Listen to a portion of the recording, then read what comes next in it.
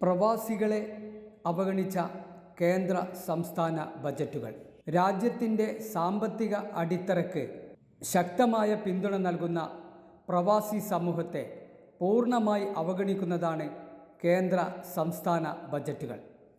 കേന്ദ്ര ധനമന്ത്രി നിർമ്മല സീതാരാമൻ അവതരിപ്പിച്ച ബജറ്റിൽ പ്രവാസി സമൂഹത്തെക്കുറിച്ച് ഒരക്ഷരം പോലുമില്ല.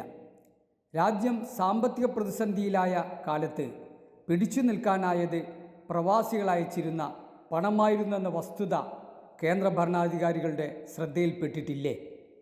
രാജ്യത്തിന് പുറത്തുള്ള 1 കോടിയിലധികം വരുന്ന ഇന്ത്യക്കാർ അയക്കുന്ന പണമാണ് രാജ്യത്തിൻ്റെ വികസനത്തിനും സാമ്പത്തിക അടിത്തറയ്ക്കും ശക്തമായ പിന്തുണ നൽകുന്നതെന്ന് എന്നാണ് നമ്മുടെ ഭരണാധികാരികൾ തിരിച്ചറിയുക?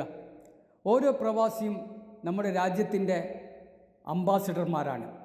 പിറന്നു വീണ രാജ്യത്തിനു വേണ്ടിയും എത്തിപ്പെടുന്ന രാജ്യത്തിനു വേണ്ടിയും വിയർപ്പൊഴുക്കുന്നവരാണ് പ്രവാസികൾ. സംസ്ഥാന ധനമന്ത്രി KN ബാലഗോപാലും പ്രവാസി സമൂഹത്തെ വേണ്ടത്ര പരിഗണിച്ചിട്ടില്ല. 1/4 കോടിയിലധികം വരുന്ന മലയാളികൾ ലക്ഷക്കണക്കിന് കോടി രൂപയാണ് കേരളത്തിലേക്ക് അയക്കുന്നത്.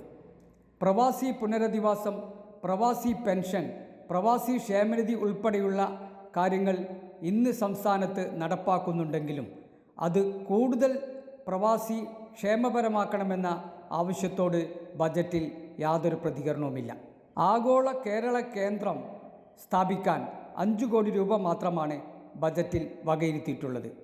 പ്രവാസികൾ വോട്ട് ബാങ്ക് അല്ലാത്തതും അവർക്ക് ശക്തമായ സമരമാർഗങ്ങൾ സംഘടിപ്പിച്ച് അവകാശങ്ങൾ നേടിയെടുക്കാൻ പരിമിതിയുള്ളതുമാണ് സർക്കാരുകൾ ഇവരെ കാണാതിരിക്കുന്നതിൻ്റെ പ്രധാന കാരണം. എങ്കിലും കേന്ദ്ര സംസ്ഥാന സർക്കാരുകളുടെ കണ്ണു തുറപ്പിക്കാൻ ജനാധിപത്യ മാർഗത്തിൽ പ്രവാസി സമൂഹം ശബ്ദിക്കേണ്ടിയിരിക്കുന്നു.